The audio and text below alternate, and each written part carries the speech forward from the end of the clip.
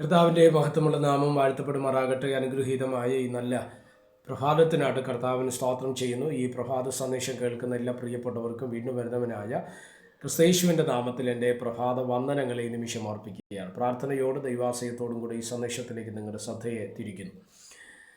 102 സങ്കീർത്തനം അതിൻ്റെ 16 വാക്യം.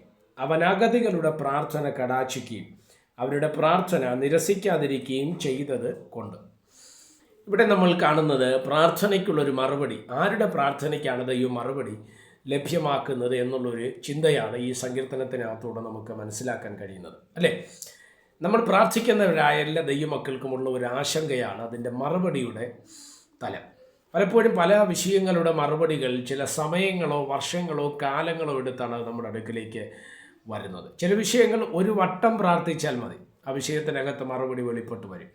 ചില വിഷയങ്ങൾ നമ്മൾ പ്രാർത്ഥിക്കുക പോലും വേണ്ടെന്നുള്ളത്, ഹൃദയത്തിൽ സ്തോത്രം ആഴത്തിൽ നിന്ന് ഒരു ചിന്ത പ്രാർത്ഥനയുടെ സ്വരമായിട്ട് ഉയരത്തിലെത്തിയാൽ അതിന് മറുപടി വെളിപ്പെട്ട് വരും. എന്നാൽ ചില പ്രാർത്ഥനകൾ ആഴ്ചകൾ പ്രാർത്ഥിക്കേണ്ടി വരും, ചില പ്രാർത്ഥനകൾ മാസങ്ങൾ പ്രാർത്ഥിക്കേണ്ടി വരും, ചില പ്രാർത്ഥനകൾ വർഷങ്ങൾ കാത്തിരിക്കേണ്ടി വരും, പ്രാർത്ഥിക്കേണ്ടി വരും. പക്ഷെ ഒരു കാര്യം സത്യമാണ്, പ്രാർത്ഥനകൾക്ക് നിശ്ചയമായിട്ട് മറുപടിയുണ്ട്. ആരുടെ പ്രാർത്ഥനയ്ക്കാണ് ദൈവം മറുപടി കൊടുക്കുന്നത്? ഇവിടെ പറയുന്ന അഗതികളുടെ പ്രാർത്ഥനയെ ദൈവം കടാക്ഷിക്കുകയും സ്തോത്രം അവരുടെ പ്രാർത്ഥന നിരസിക്കാതിരിക്കുകയും ചെയ്യും. ആരുടെ പ്രാർത്ഥന? അഗതികളുടെ പ്രാർത്ഥനയ്ക്ക് ദൈവം കടാക്ഷം നൽകും, അവരുടെ പ്രാർത്ഥന നിരസിക്കുകയുമില്ല. എന്തുവാണ് ഈ അഗതി എന്ന് പറയുന്നത്? ഒരുപാട് വാക്കുകൾ, ഞാനതിനെക്കുറിച്ച് ആ വാക്കിനെ ഇങ്ങനെ അന്വേഷിച്ച സമയത്ത് ഞാൻ മനസ്സിലാക്കിയൊരു കാര്യമുണ്ട്. ഉപേക്ഷിക്കപ്പെട്ടവർ, തള്ളപ്പെട്ടവർ, പുറത്താക്കപ്പെട്ടവർ, കൈവിടപ്പെട്ടവർ, നിരാലംബം, നിരാശ്രയം, സ്തോത്രം, ഇങ്ങനെയുള്ള പദപ്രയോഗങ്ങളാണ് അഗതിക്ക്. ദരിദ്രൻ എന്നൊക്കെ ഉള്ള ഒരു വാക്ക് അതിനകത്തുണ്ട്, അഗതി എന്ന് പറയുന്നതിനകത്ത്, സ്തോത്രം.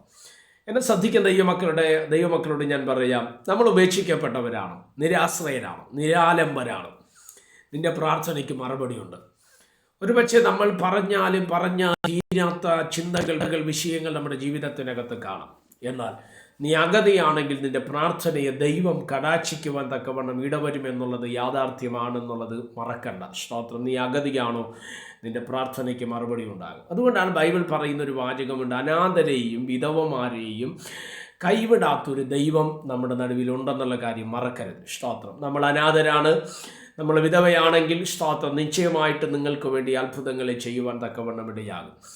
എന്തുവാ ഈ അനാഥത്വം എന്ന് പറയുന്നത്? എല്ലാവരും ഉണ്ടായിരുന്നിട്ടും പ്രൈസലോ ആരുമില്ലാത്തതുപോലെ ജീവിക്കേണ്ടി വരുന്ന സാഹചര്യങ്ങൾ. എല്ലാവരുമുണ്ട്, അപ്പനുണ്ട്, അമ്മയുണ്ട്, സഹോദരങ്ങളുണ്ട്, ഭാര്യയുണ്ട്, ഭർത്താവുണ്ട്, മക്കളുണ്ട്, എല്ലാവരും ഉണ്ട്. പക്ഷേ എന്നാൽ എല്ലാവരും ഉണ്ടെങ്കിലും ആരുമില്ലാത്തതുപോലെ ജീവിക്കേണ്ടി വരുന്ന ഒരു സാഹചര്യത്തിന് അനാഥത്വം എന്ന് പറയും. പക്ഷെ ബൈബിൾ പറയുന്നത് ഇങ്ങനെയാണ്, ഞാൻ നിങ്ങളെ ഒരു നാളും അനാഥരായി വിടുന്ന ദൈവമല്ല. സ്തോത്രം. നമ്മുടെ കർത്താവ് അനാഥത്വങ്ങളെ മാറ്റുവാൻ കഴിയുന്ന ഒരു ദൈവമാണ് നമ്മുടെ ദൈവം. അതുകൊണ്ട് നീ സ്തോത്രം കൈവിടപ്പെട്ടവനാണെങ്കിൽ, നീ തള്ളപ്പെട്ടവനാണെങ്കിൽ, നീ ഉപേക്ഷിക്കപ്പെട്ടവനാണെങ്കിൽ, നിശ്ചയമായിട്ടും ദൈവത്തിൻ്റെ കരം നിനക്ക് വേണ്ടി ചലിപ്പാൻ തക്കവണ്ണം ഇടവരും. പ്രാർത്ഥിക്കാം. പരിശുദ്ധനായ ദൈവമേ, സ്വർഗീയ പിതാവേ, ഈ സന്ദേശത്തിനായിട്ട് നന്ദിയോടെ സ്തോത്രം ചെയ്യുന്നു. ഈ സന്ദേശം കേൾക്കുന്ന എല്ലാ പ്രിയപ്പെട്ടവരെയും തൃക്കരങ്ങൾ തരികയാണ്. ഈ സന്ദേശം അനേകർക്ക് അനുഗ്രഹവും ആശ്വാസവുമായി മാറുവാൻ സ്വർഗം ഇടവരുത്തും. ഇത് അനേകായിരങ്ങൾക്ക് പ്രയോജനപ്പെടട്ടെ. നിത്യതയ്ക്കായിട്ട് ഒരുക്കും. മഹത്വം അങ്ങേക്ക് യേശു ക്രിസ്തുവിൻ നാമത്തിൽ തന്നെ. ആമേൻ. എല്ലാവരെയും ദൈവം അനുഗ്രഹിക്കട്ടെ. God bless you.